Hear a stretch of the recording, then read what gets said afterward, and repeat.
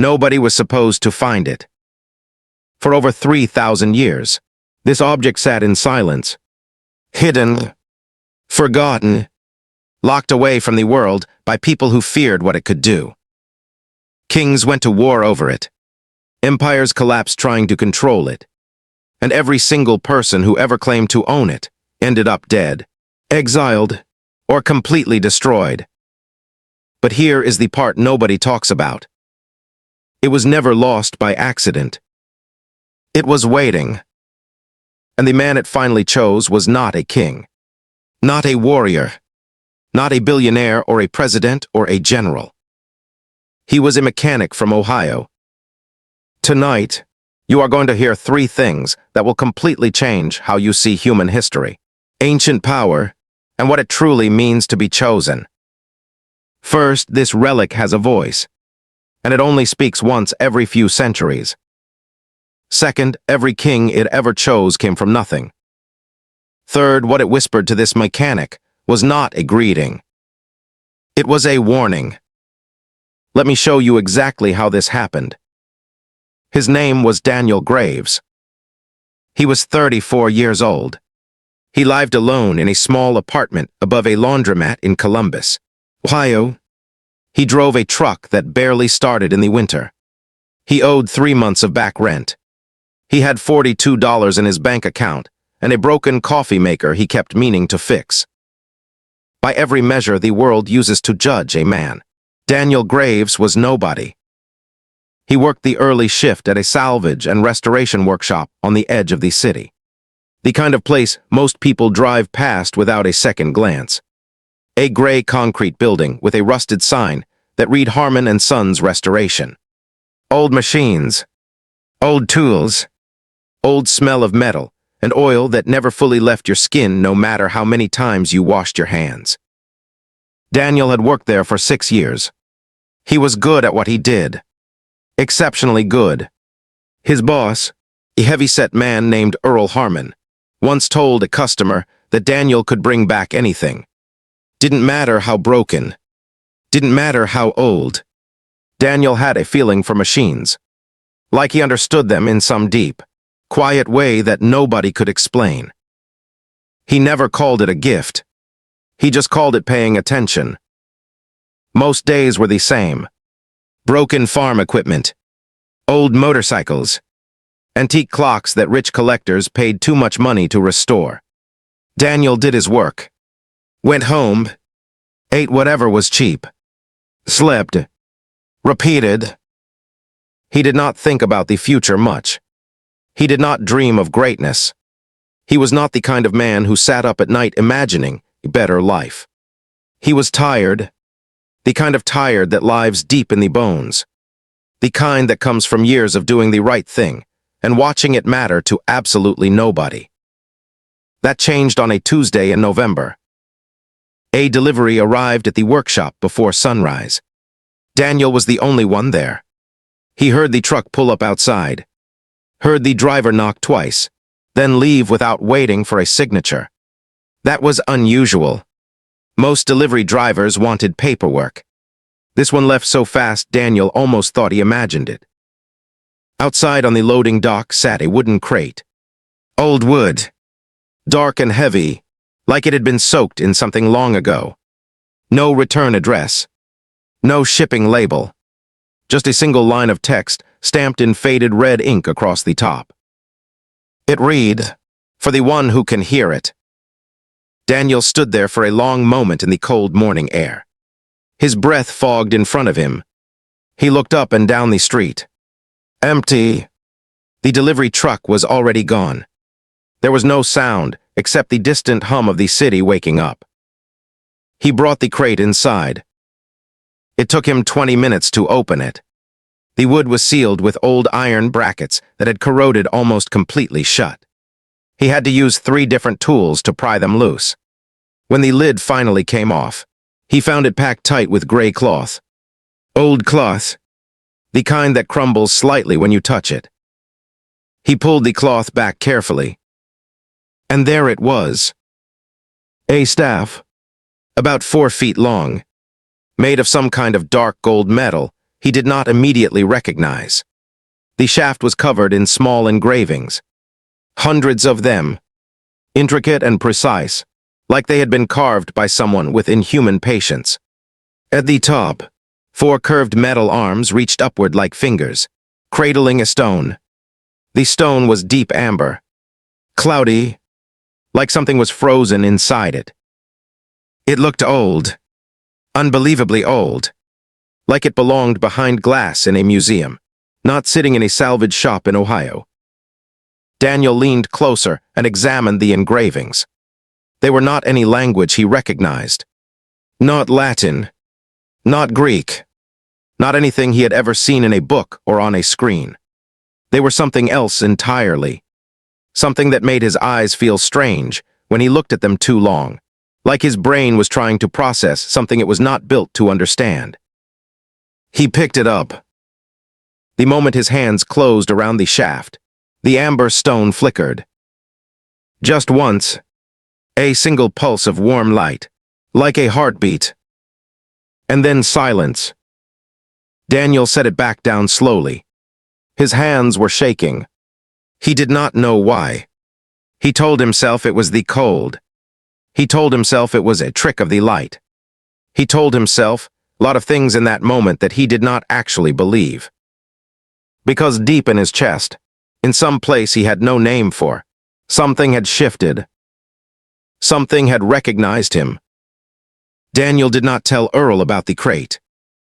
He was not sure why. Earl arrived at 8 that morning with his usual coffee and his usual complaints about traffic. Daniel was already at his workbench. The crate was pushed against the back wall, covered with a tarp. Earl walked right past it without a second glance. Daniel told himself he was just waiting to figure out where it came from before saying anything. That was reasonable. That made sense. But the truth was something else. The truth was he did not want anyone else touching it. That feeling scared him a little. He spent the morning working on a vintage motorcycle engine for a client in Michigan. His hands did the work automatically while his mind stayed on the staff. He kept thinking about that pulse of light, that single heartbeat from the amber stone. He had worked with old machines his entire adult life. He had seen phosphorescent minerals. He had seen quartz crystals that reflected light in strange ways. He was not a superstitious man. But that was not reflection. That was not a mineral property. That was something responding. At lunch, when Earl went to pick up sandwiches, Daniel uncovered the crate again. He took the staff out and laid it carefully on his clean workbench. He turned on his strongest examination light and studied every inch of it.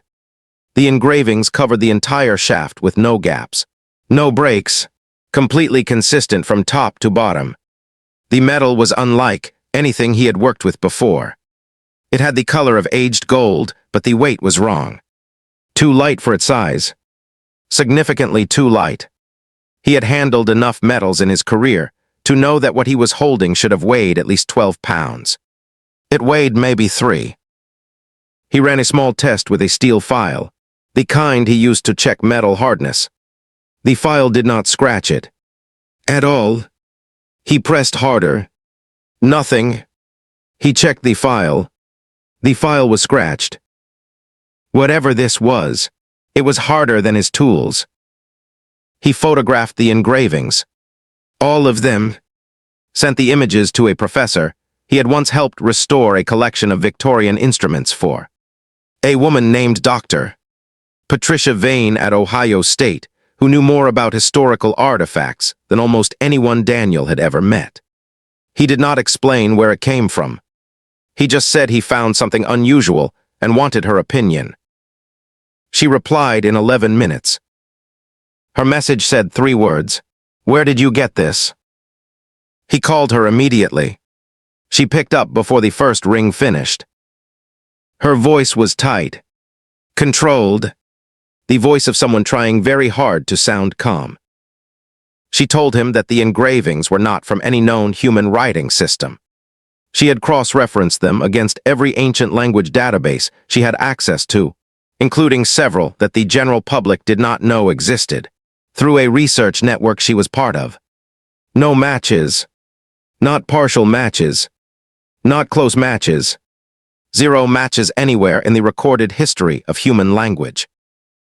She said the closest structural parallel, and she stressed this was only structural, not linguistic, was a set of symbols found carved into the walls of a sealed chamber beneath a Bronze Age site in southern Turkey. A site that had been discovered in 2019 and classified almost immediately by 3 different governments. She asked him again where he got it. He told her about the crate, the no-return address, the red stamp, for the one who can hear it. There was a long pause on the line. Then she said, very quietly, "Daniel, do not let anyone else touch that staff." He asked her why. She said, because the last person who reported finding something like this was a researcher in Edinburgh. That was 4 years ago. And 3 days after he reported it, everything he had documented disappeared. His notes, his photographs, his emails, everything, and he had no memory of any of it. She paused again. Then she said, he also said it pulsed when he touched it. Daniel did not sleep that night. He sat at his kitchen table with his phone and a cold cup of coffee, and went through every photograph he had taken of the engravings, one by one. For hours, he did not know what he was looking for. He just kept looking. Around 2 in the morning, something caught his eye. It was not a symbol. It was a pattern, spread across the engravings in a way that only became visible when he arranged the photographs in sequence and scaled them to the same size. A pattern that repeated. Not constantly, not obviously, but there, woven through the design like a thread you only see when you step back far enough. It was a map. Not a geographic map. Not land and sea. Something else. A sequence. Like instructions laid out in a specific order, with a beginning and an end. He could not read the symbols, but he could see the structure. The logic of it, the way one section flowed into the next in a way that felt deliberate, intentional, built to be found by someone who could recognize patterns. Someone like a man who had spent 20 years listening to machines. He called Dr. Vane at 6:45 in the morning. She was already awake, already at her office. He told her what he had found. She listened without interrupting. When he finished, she was quiet for a moment. Then she started talking. She told him something she had never shared publicly, something she had kept to herself for almost a decade, because she had no framework to explain it and no colleagues she trusted enough to tell. In 2016, she had been part of a small academic team reviewing newly declassified documents from a collection seized by British intelligence in the late 1940s. Documents originally belonging to a private research group based in Cairo that had been dissolved under mysterious circumstances during World War II. In those documents was a reference to an object, described in several different languages, in notes written by researchers from at least 4 different countries, all reaching the same conclusion independently. The object was described as a staff of non-terrestrial origin, pre-human construction, discovered and rediscovered multiple times throughout recorded history, always under different circumstances, always in the possession of someone who came from common origins, never royalty by birth, always by outcome. The documents referred to it as the selector. And in every recorded instance, across Egypt, Mesopotamia, the British Isles, and the early dynasties of China, the accounts agreed on one thing. The object did not stay where it was placed. It moved. It disappeared from secured locations. It reappeared in unexpected places. And it always, without exception, ended up in the hands of the person it had apparently decided upon. The documents included a translated account from a scribe in the court of an early Mesopotamian king. A king who reportedly rose from absolute poverty to rule one of the most powerful civilizations of the ancient world.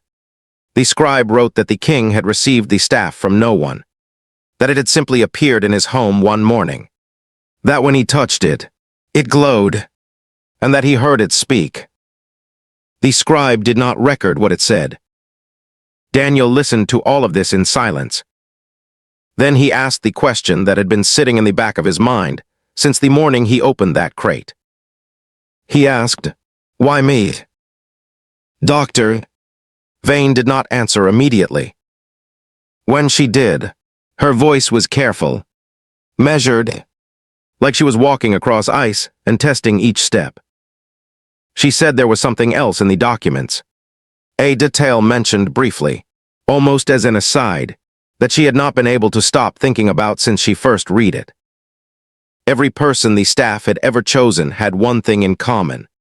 Not their country, not their language, not their history. They could all hear things other people could not. Not metaphorically, literally. They heard frequencies, sounds embedded in machines, in structures, in materials that ordinary people simply could not perceive. The way Daniel heard engines. Daniel went back to the workshop alone that night. He told himself he just needed to think, needed space, needed to be somewhere familiar. But the truth was simpler than that. He needed to be near it. The staff was still on his workbench where he had left it, covered with a clean cloth, exactly as he had placed it. He stood in the doorway of the dark workshop for a long moment before he hit the lights. When the fluorescent lights blinked on, the amber stone was already glowing. Not brightly, not dramatically. A low, steady pulse, slow and even, like breathing, like it knew he was there. He walked to the workbench and pulled the cloth away. The glow brightened slightly as his hand touched the fabric. He noticed that, filed it away in the part of his mind that processed data before his emotions could interfere. He picked it up. The pulse quickened. He held it with both hands the way he held complex engine components when he was trying to feel for the problem. Palms flat, steady pressure, not gripping, just holding, listening with his hands. And then he heard it. Not with his ears. That was the only way he could ever describe it afterward. It was not a sound that entered through his ears. It was a sound that was already inside him, like a frequency he had always carried but never had a signal to match to. Like a radio that had been waiting 20 years for the right broadcast. It was low, resonant. It moved through his chest and his arms and the back of his skull simultaneously. And it formed words. Not English, not any language, but he understood every single syllable the way you understand cold water on a hot day. The way you understand the smell of rain before it falls. Completely, instantly, without translation. It said, "You have been a long time coming."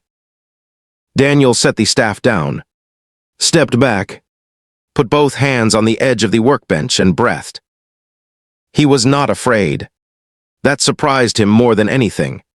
Every rational part of his brain was producing reasons to be terrified. Ancient artifact of unknown origin. Unexplained voice. Researchers who had lost their memories. Governments that had classified dig sites. All of it stacked up into something that should have sent him straight out the door. But he was not afraid. He was calm. A deep, settled calm that he had not felt in years. Maybe ever. He picked the staff up again. It spoke again. Longer this time. A sequence of information that came through not as sentences, but as understanding. Like being handed a book and somehow already knowing what every page said. He understood that the staff was old.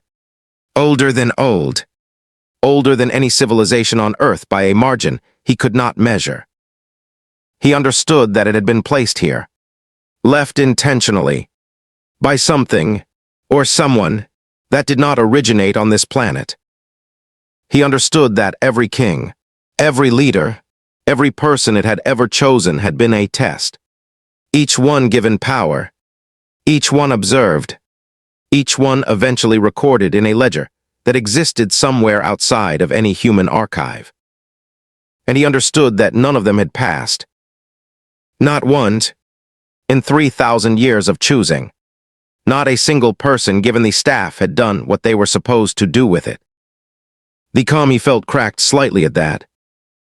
He asked it, not out loud, just a thought, a directed intention. What were they supposed to do? The answer came immediately. Not conquer, not rule.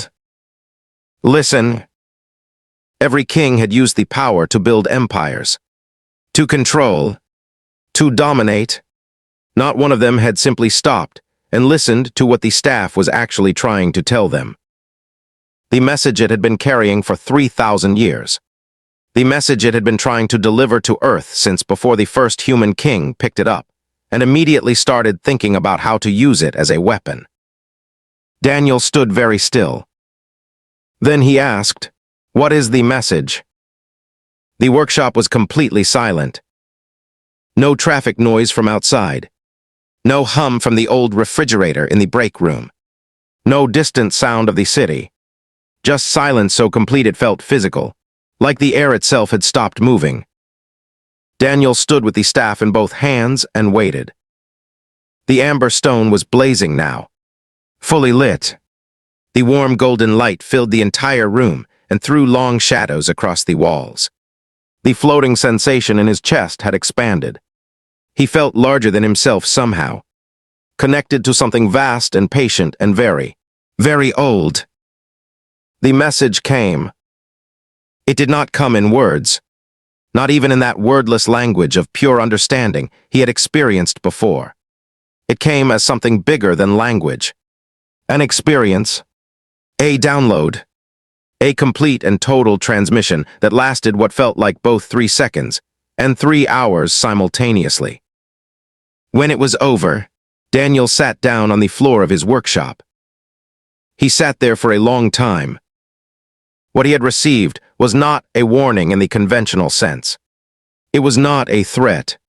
It was not instructions for a weapon or coordinates for a location or a secret that would give one nation power over another. It was none of the things that 3,000 years of kings had apparently expected and then been corrupted by the waiting for. It was a question. The oldest question. The one that had been trying to reach Earth since the very beginning. Sent by something that had been watching this planet for longer than recorded history. Something patient enough to wait millennia for the right receiver. The question was simple. Are you ready? Not humanity as a concept. Not a government. Not a military or a scientific institution or a religious authority. A human. One specific human, chosen for the specific quality of being able to receive without immediately trying to use. Being able to hear without immediately trying to own. Ready for what? Daniel thought. The answer was already there. Had been there since the staff first pulsed under his hands. Contact. Not invasion. Not salvation. Not the dramatic arrival that every science fiction story and every apocalyptic religion had been imagining for centuries. Something quieter. A first conversation. An introduction between two civilizations, one of which had been circling the other for thousands of years, waiting for a single individual capable of receiving the message without destroying it. They had tried before. Through the kings, every chosen person had been given the same staff, the same signal, the same opportunity, and every single one had taken the power it represented and turned it into a throne. Not because they were evil, because they were human. Because when something extraordinary chooses you, the first instinct is to protect it. Control it. Build walls around it. Make it yours. Daniel understood that. He felt the pull of it even now. The knowledge of what he was holding. The awareness of what it meant. There was a voice in the back of his mind, already calculating what this was worth. Who would pay to know about it? What kind of life he could build if he controlled access to this thing? He recognized that voice, and he made a choice that no one before him had ever made. He set the staff down in the center of the floor. He stepped back. He sat back down on the cold concrete, and he looked at it. And he said out loud, in a quiet voice in an empty room in Columbus, Ohio, at 3 in the morning, "Okay, I am listening." The amber stone blazed once, enormously bright, then went completely still. And in that stillness, something began. Not an explosion, not a transformation, not anything visible at all from the outside. Just a man sitting on a floor, quiet, opened, receiving something that had been traveling a very long way for a very long time. The relic had spoken to kings for centuries. None of them had answered. Daniel Graves answered. And that changed everything. Here is the part nobody considers. The staff was never a weapon. It was never a crown. It was a phone. The oldest phone in human history. Built and placed here by something that understood one truth about humanity, that humanity itself keeps forgetting. Power does not make you ready to communicate with the universe. Stillness does. Every king who ever held that staff failed the same test. Not because they were bad, because they were chosen by a world that rewarded action over listening, taking over receiving, building over understanding. Daniel Graves was tired, broke, overlooked. He had nothing left to protect and nothing left to prove. That made him the first human being in 3,000 years capable of simply listening. The message had arrived, and the response that came back through the staff that night was not recorded in any history book. But it is coming. If this opened your eyes to what humanity might be missing. Let us bring this together. An ancient staff of non-human origin, 3,000 years of kings who failed the same test, and one ordinary mechanic from Ohio who did the one thing none of them ever managed to do. He listened. The greatest moments in human history have never belonged to the loudest people in the room. They have always belonged to the ones quiet enough to hear what everyone else was missing. That is what this story is really about. Now here is your question for today. And think about this seriously before you answer. If something ancient and powerful chose you, what would you do with it? Would you protect it? Use it? Or would you sit down and listen? Drop your answer in the comments right now. Every response gets read. If you want more stories like this, where ordinary humans face extraordinary moments, and the universe holds its breath waiting to see what we will do, hit subscribe and turn on notifications. Every week we bring you a new story from the edge of what is human and what is possible. Next video is already waiting for you. And trust me, you are not ready for what comes next.